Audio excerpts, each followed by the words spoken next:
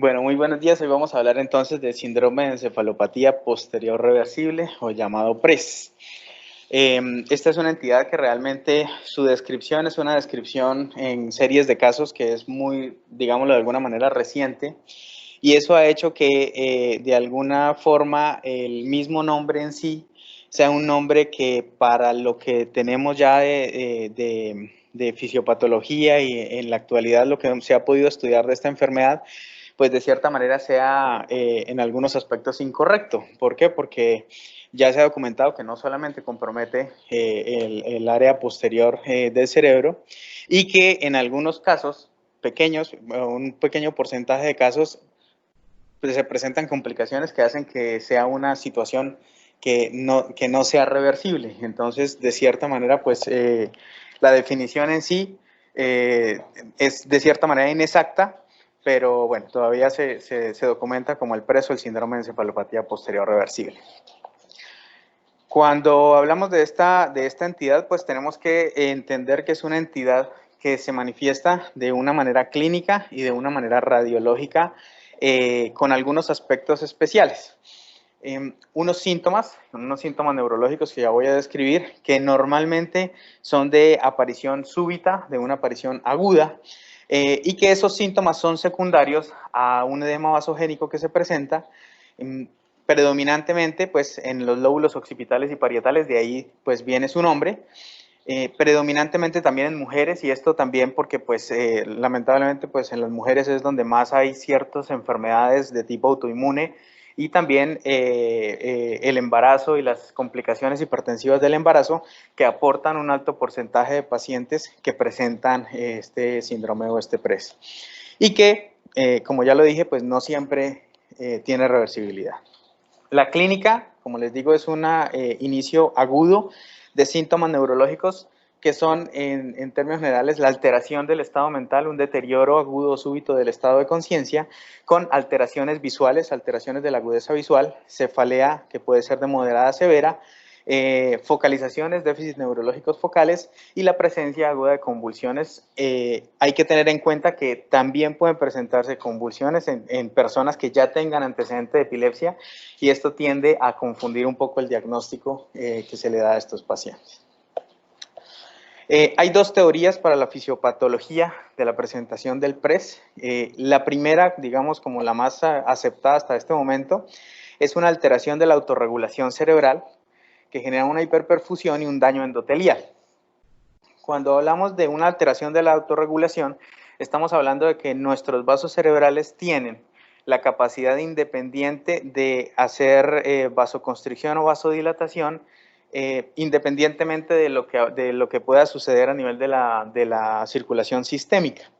Esto gracias a la inervación simpática que hay a nivel del sistema nervioso central, que es, hay menos compromiso o menos, digamos, afectación simpática a nivel posterior, y por eso a nivel posterior es donde más se presentan los síntomas y el edema vasogénico de esta enfermedad.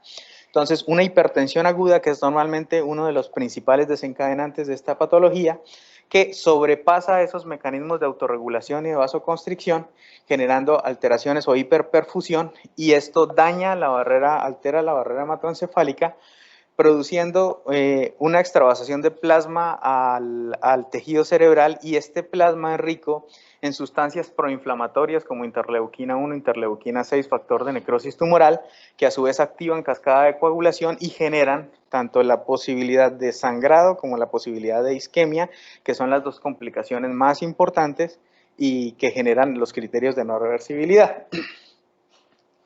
La hipoperfusión, pues esta hipoperfusión se debe a la vasoconstricción exagerada, que disminuye pues, la llegada de sangre, oxígeno a los tejidos, generando isquemia y daño a nivel tisular.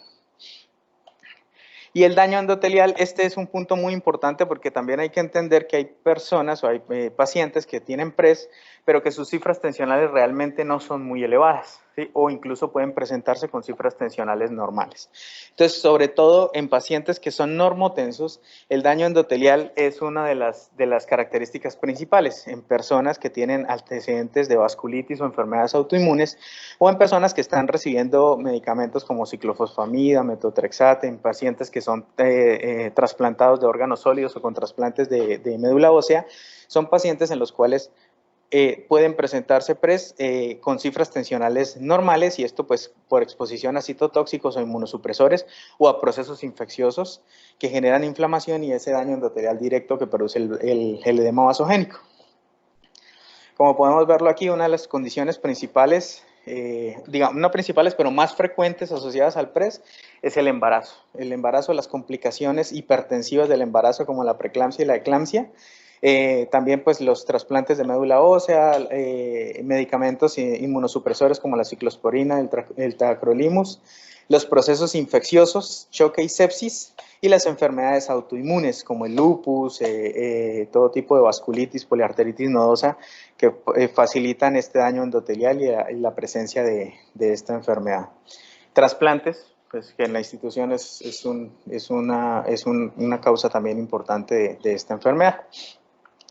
¿Qué es importante? Y de pronto uno de los mensajes que quiero dejar con esta charla es que entre el 42 y el 45% de las personas que presentan o que debutan con un PRES pueden tener oculto una condición autoinmune que explique este compromiso y que hasta ese momento no se ha conocido.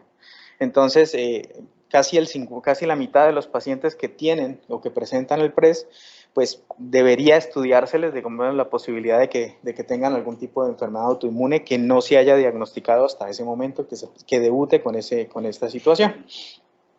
La teoría 2 es una teoría más en la anterior era de hiperperfusión, esta ya es más de hipoperfusión. Se genera una vasoconstricción severa por la hipertensión y esa vasoconstricción severa genera las alteraciones a nivel tisular, la hipoxia tisular y finalmente desencadena la isquemia, que es una de las complicaciones importantes de esta entidad.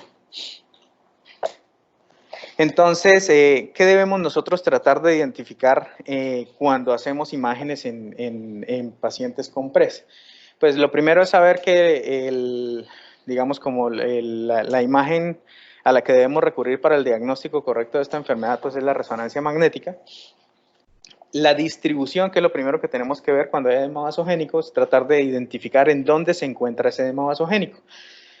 Como ya lo he dicho, pues parieto-occipital es el sitio donde más se presenta, pero no quiere decir que en el resto del cerebro, como el lóbulo temporal, el frontal, cerebelo, tallo, ganglios basales, tálamo y cuerpo calloso, no se pueda presentar también este edema vasogénico, que puede llegar a ser cortical, subcortical o incluso comprometer la sustancia profunda periventricular.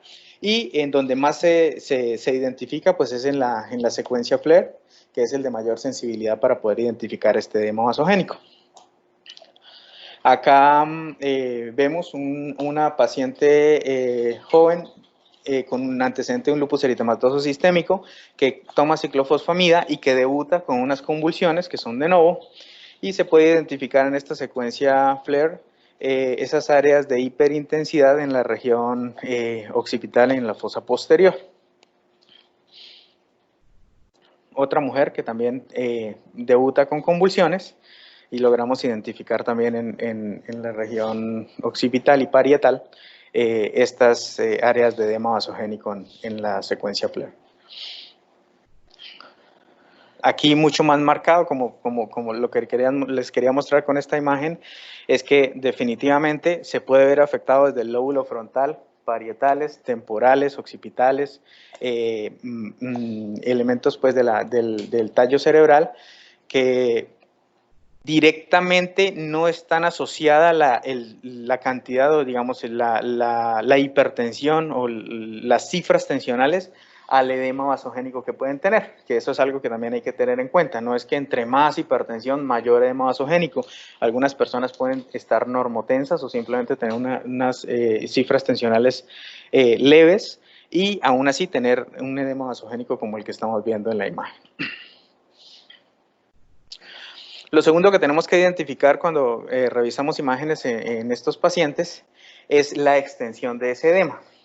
Para eso existe, por ejemplo, esta clasificación de severidad de PRES, en la cual va de leve, moderado a severo, dependiendo de 4 aspectos importantes: la extensión del edema vasogénico, las otras estructuras que puedan verse comprometidas a nivel del sistema nervioso central, si hay o no hay hemorragia parenquimatosa y si se presenta un efecto compresivo o un efecto de masa secundario a este edema. Entonces vemos como en la leve, por ejemplo, solamente hay compromiso de edema cortical subcortical, pudiendo haber simplemente el compromiso de una área, ya sea cerebelosa, del tallo cerebral o de los ganglios basales, y sin hemorragia parenquimatosa ni efecto de masa. Y en la severa es donde ya hay un compromiso profundo de edema, incluso periventricular, con el compromiso de las 3 áreas, cerebelosa, tallo cerebral y ganglios basales, y con presencia o no de hemorragia y un importante efecto de herniación o de masa que pueden estar presentes. Entonces, acá por ejemplo vemos un caso de una paciente de 65 años que tiene un antecedente de un cáncer pulmonar, que está en manejo con quimioterapia y con radioterapia, que cursa con una cefalea y con confusión, alteración de la conciencia, y que al momento del ingreso estaba con tensiones arteriales de 152/90. Entonces ahí vemos imágenes de secuencias de T2 FLAIR, en donde se puede evidenciar pues el edema vasogénico, que compromete pues los lóbulos parietales y occipitales y las estructuras del tallo cerebral. El tercer aspecto a tener en cuenta en la lectura de estas imágenes es si hay o no hay presencia de hemorragia. Tenemos que tener en cuenta que es variable la presencia de esta hemorragia intracraneal, que puede oscilar entre el 15 y el 65% de los casos que presentan este sangrado, y que pueden manifestarse como focos de microhemorragia, o que puede llegar incluso a ser hematomas, grandes hematomas intraparenquimatosos que generen efecto compresivo. Pueden manifestarse como hemorragia subaracnoidea o como hemorragia intraparenquimatosa. Se puede demostrar, pues acá por ejemplo vemos las áreas de edema vasogénico en la secuencia en FLAIR, y en el gradiente eco pues se puede observar la ausencia de señal, pues que nos habla en favor de que lo que presenta el paciente sea un sangrado, una pequeña hemorragia intraparenquimatosa en una paciente joven de 20 años con antecedente de lupus y que llegó hipertensa al servicio de urgencias. Otra paciente también joven, 36 años, en posoperatorio de cesárea, que cursa con cefalea y alteraciones visuales, y en quien también se ve en la secuencia FLAIR las áreas del edema vasogénico, pero estas áreas de ausencia de intensidad a nivel del ecogradiente que nos muestran pues, la presencia de estos focos de hemorragia intraparenquimatosa. Bueno, un caso similar de archivo nuestro. El siguiente paso a tener en cuenta es si hay o no hay restricción de la difusión. ¿Por qué es importante esto? Porque esto nos ayuda a evidenciar la posibilidad también de que se presenten secuelas. Cuando nosotros tenemos un PRES versus cuando hay restricción de la difusión, lo que cambia es la característica del edema que tiene el paciente. ¿Sí? Es un edema que deja de ser vasogénico y que se convierte en un edema citotóxico que ya más adelante puede convertirse en áreas de isquemia del tejido cerebral.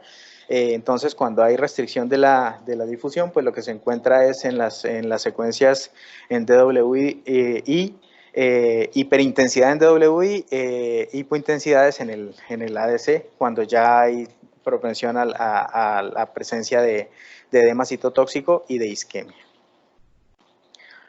Entonces, imágenes casi todas son de pacientes que tienen enfermedades autoinmunes, una mujer con lupus que toma ciclofosfamida y que presenta convulsiones. Aquí tenemos ya el realce con el medio de contraste. No es necesario utilizar medio de contraste para realizar el diagnóstico de PRES. Es algo que pues debe tener claro, siempre se ve en las secuencias en T2 FLAIR, que es suficiente para poder identificar el edema vasogénico y con las otras complementar si hay posibilidad de edema citotóxico o si hay posibilidad de hemorragia.